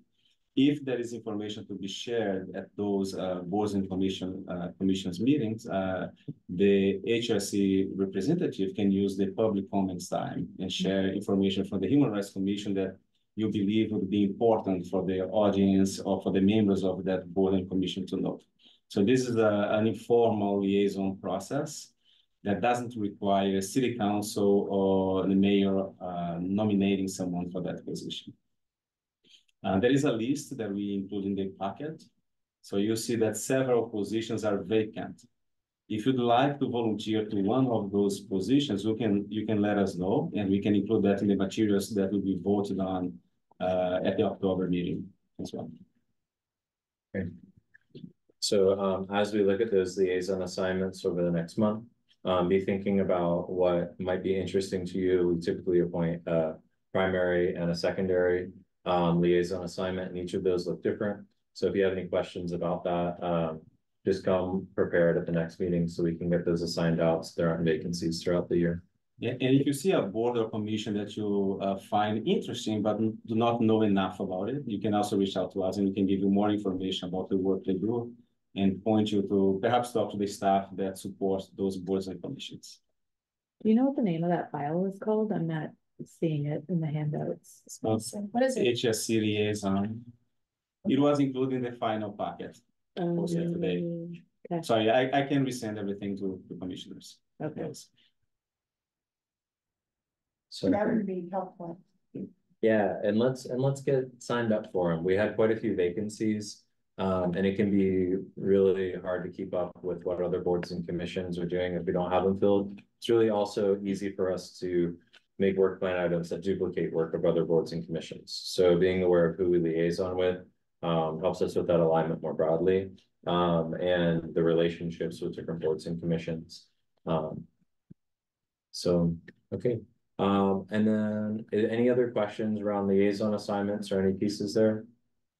I do have a question, Chair.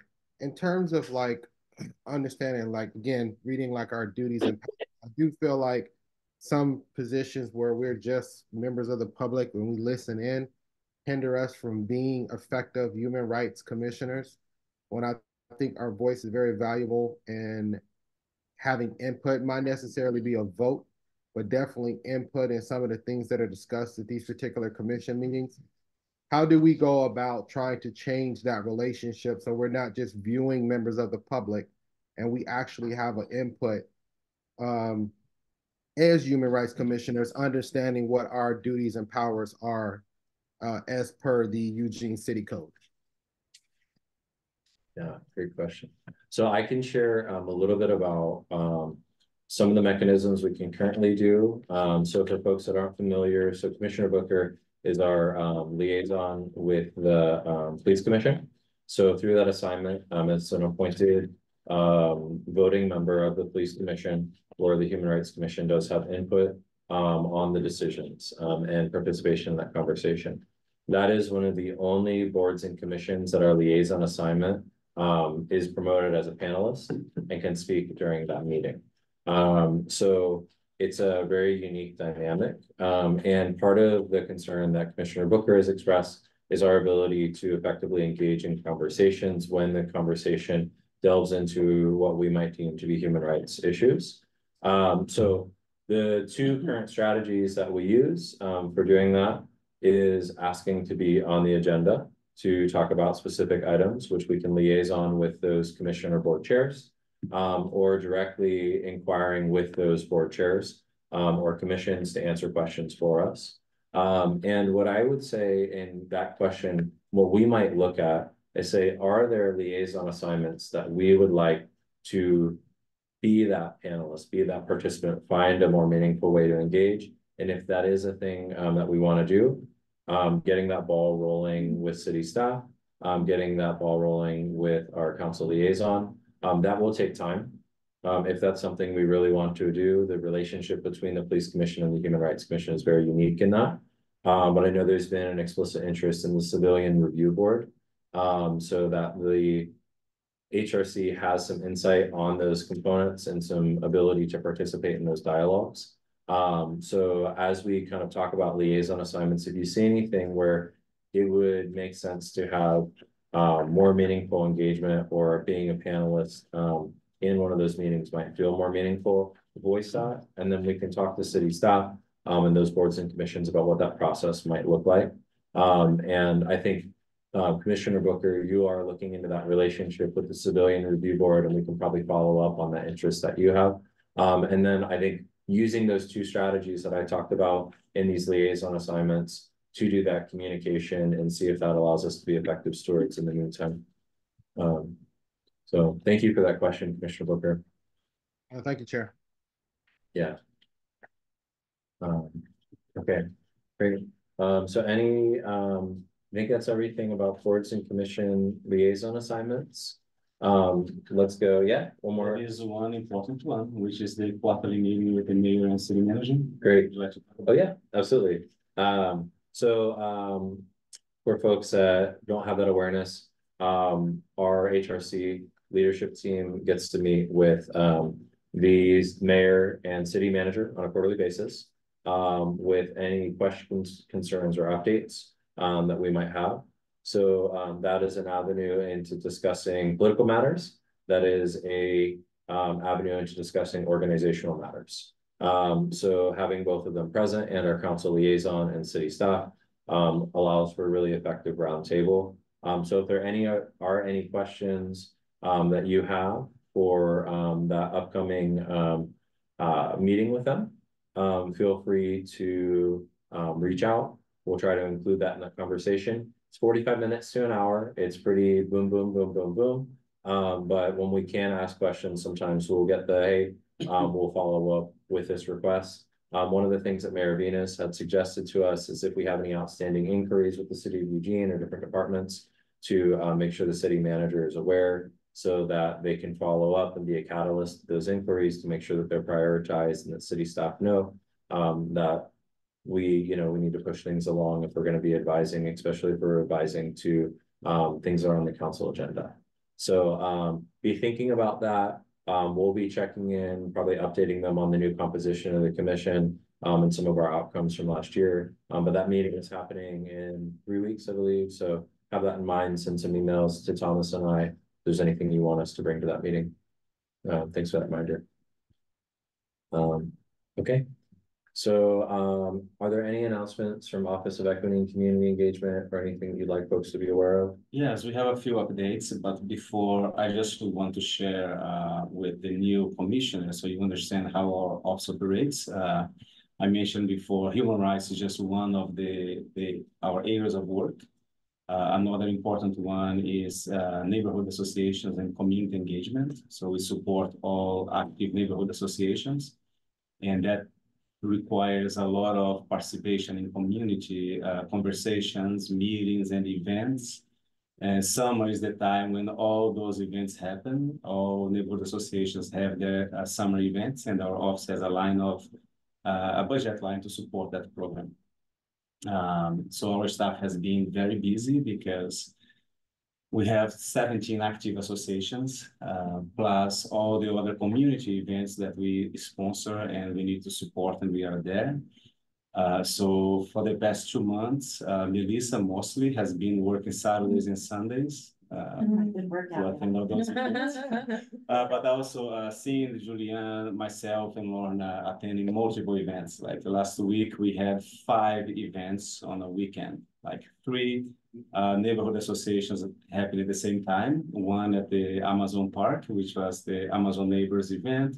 We were doing engagement for the University Area Neighborhood Planning process, which is a council-directed process, and that event happened in partnership with the Chef Festival organized by Sambaja. We had the River Fest happening in 2 locations, in River Road and Santa Clara. Cindy was at that event. Melissa and Julian were at the Fairmount Neighbor event at the same time, and later helping me with breakdown at the Amazon Neighbors event. So we had multiple things happening, and you can see us sometimes in one of those events asking the community for information, sharing resources. We are right now organizing an update, but a creation of a new document to guide community engagement for the entire organization. And that is done through the Equity and Community Engagement Network. So we create this network of city staff representing all departments at the city. And we get together once a month to discuss equity issues for the city and collaborate on projects that benefits the organization. So community engagement is one that we need to align our operations internally. So staff have been discussing it for a few months now. But we also need community input to understand what people would like to see, how they want to get information from us, and how they want to provide their opinion to the city of Eugene. So right now we have a survey, a community engagement preferences survey. At the events we attend, we have been there with tablets asking people to take the survey or take a picture of the QR code and take the survey on their own. City communications team are now promoting the survey. It's going to be available until the end of October. So we have over 2 months to collect information and understand how we can reach out to people better and how we can make it easier for them to provide their opinion. There are several other projects we are working on, but I can send an update or include more information in the upcoming meeting. One thing that is important for you to know is that we are hiring for vacant positions. So we have a human rights and equity analyst position. That position has some of the FTE dedicated to the Human Rights Commission, but that's not all that the person in that position does. There's a lot of other work that happens in the organization, including our training series. We have a belonging training series that we deliver to all city staff. And it is now a required component for staff in non-represented positions to get merit increases, which is very unique to see that happening in city organizations. So we are very pleased that it's happening, but that requires us to be delivering trainings every week, multiple hours of training to cover the entire organization. So that's some of the duties that we do here in the office. So I appreciate everyone being patient with us as we have a vacancy and a leave before that. But the commission will be called to help. So in our office, every time we hire someone, we create community panels to help us identify the best person to serve in the position. So we have a panel with staff and a panel with community members, and we usually average the scores from those two panels to decide who should be hired. We are posting that position tomorrow, and you should be getting an invite to participate if you want to volunteer and help us with the hiring process as well. And you would like to add something about that? I'll add a couple of things, and one is I don't know how attuned you are to the city's financial condition, but we do have pretty significant gap between our revenue and our requirements, and so we really look hard at any vacancy before we post it. So it's really good news that we're able to post this one, because as Fabio said, you know, the support of this commission is a small portion of this position's job, and that organization at large really relies heavily on this team and their expertise. And so I think it says a lot about the work that they do and the value that they bring to the city organization that we're able to post the position. Okay. Awesome. Mr. Booker, question? Yes, if it's possible, I would like to be one of the people that volunteer in that hiring process. Okay. Thank you, Commissioner Booker. Okay. Well, thank you for the updates, and thank you for an engaging meeting.